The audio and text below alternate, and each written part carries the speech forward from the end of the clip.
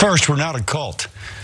We're not like, okay, there's one person who leads our party. If we have a sitting president, she or he will be the leader of our party. But we should be a party of ideas and principles. And that's what should lead us. Bill Cassidy got started there on Sunday shows talking about we're not a cult. Seems like a weird way to defend yourself, considering a lot of people have pointed out many ways that, in fact, MAGA is a cult. They follow this one guy. He even pointed that out too. We don't follow just one guy, except we're seeing all those things that you're denying in front of our faces. But to start your defense with we're not a cult, the first thing I thought of was back in 2010, maybe you guys old folks that follow political analysis since forever, Christine O'Donnell. Remember that Republican? She was a Tea Party Republican, and she was running, and there was all this talk about witchcraft. And this is the ad that she put out in defense. I'm not a witch. I'm nothing you've heard. I'm you. None of us are perfect, but none of us can be happy with what we see all around us. That was back then when she mentioned she dabbled in witchcraft. Again, who cares? But it became a big deal. That Republican there, she had to say, I'm not a witch, which everyone remembered. Christine O'Donnell, not a witch. That's all they remembered about her. So now back to Bill Cassidy and his we are not a cult. Didn't work then, I don't think it's gonna work now either with that kind of defense. But there was something else that he did say, and I wanna point out though. So now, since they're not this whole cult-ish behavior, let's see more of his defense to try and figure out how he can say, we're not really that, but also Chuck Todd was asking questions that had nothing to do with whether or not they're a cult. I think it was just on his mind. Let's see how this whole thing started. If this is the result of these elections, but the Republican Party still has sort of the same leadership at RNC, Ronna McDaniel, Kevin McCarthy of House Republicans, Mitch McConnell of Senate Republicans, and of course Donald Trump is sort of the leader out there. If there's no change there, do you think that's a problem for Republicans going forward? First, we're not a cult. We're not like, okay, there's one person who leads our party. If we have a sitting president, she or he will be the leader of our party. But we should be a party of ideas and principles. And that's what should lead us.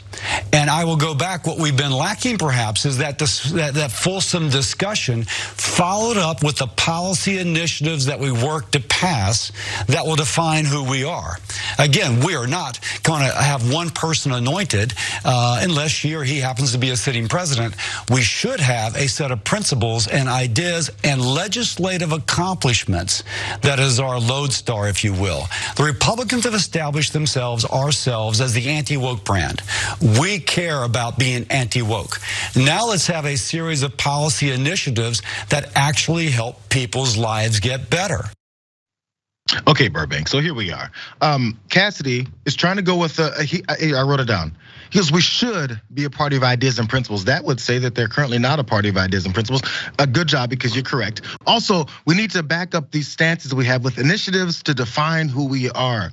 Again, they don't do these things. It's an admission of their lacking of principles, policies, anything that's actually gonna do something outside of complain and say, hey, join us in our complaints. Don't you hate those guys? So maybe that one realization has come as a politician for however long he's been in office. He just realized, hey, maybe we should do something with policies, maybe principles, maybe actually represent people.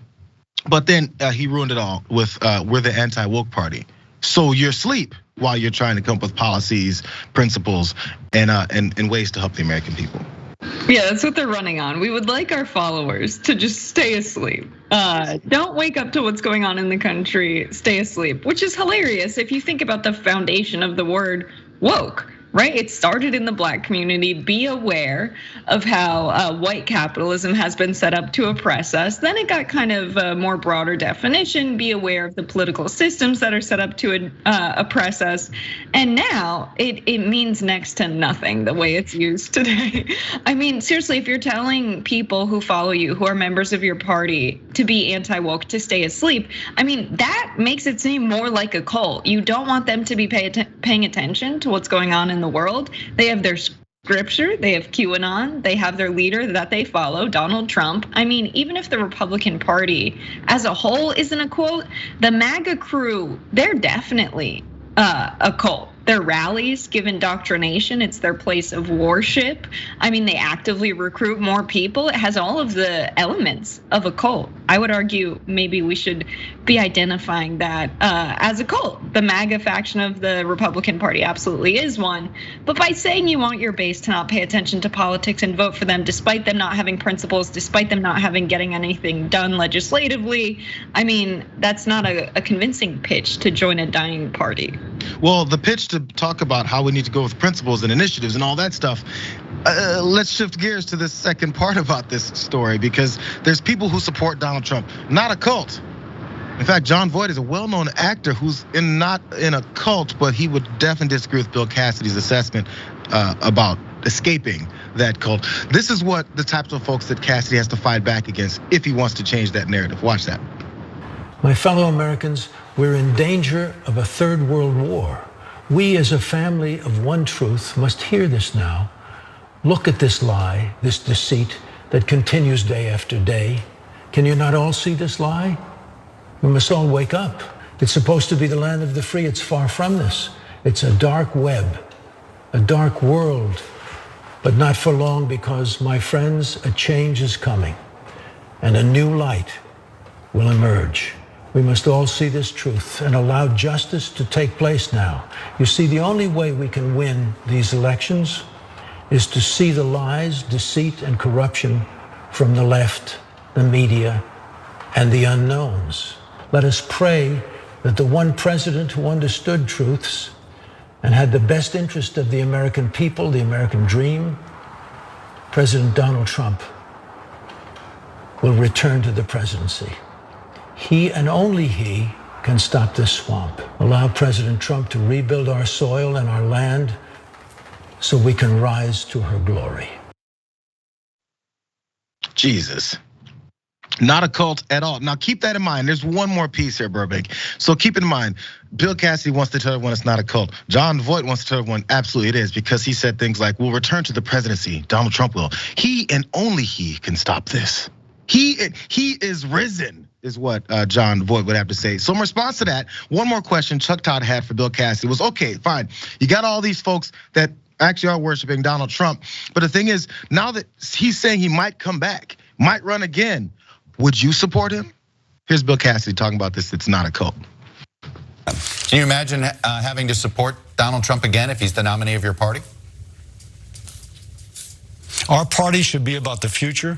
I think our next candidate will be looking to the future, not to the past. And I think our next candidate will win. And so I anticipate supporting a candidate who's looking to the future. And if that candidate's Donald Trump, do you plan on supporting that candidate? You're giving me a theoretical, which actually I don't think will come to transpire, because we have to be looking to the future. And so you can give me a theoretical after a theoretical. Okay. I will say we should be a party of ideas and principles. I welcome that. Really? You're giving me a theoretical here. You guys give me all kinds of theoreticals. Like Donald Trump didn't lose that election in 2020. In fact, it's been proven that it's just nonsense. But he's afraid to say the name. He's afraid to say, yeah, I disagree with Donald Trump running. If he runs again and becomes nominee, I will not support him, because we're not a cult. You know, Jayar, I really still believe the strongest defense is just, I am not the thing you're calling me. I'm not a witch. I'm not in a cult. This isn't a cult. Very simple. Here's the thing. I don't think anybody trusts Jon Voight after his role in Holes, thankfully.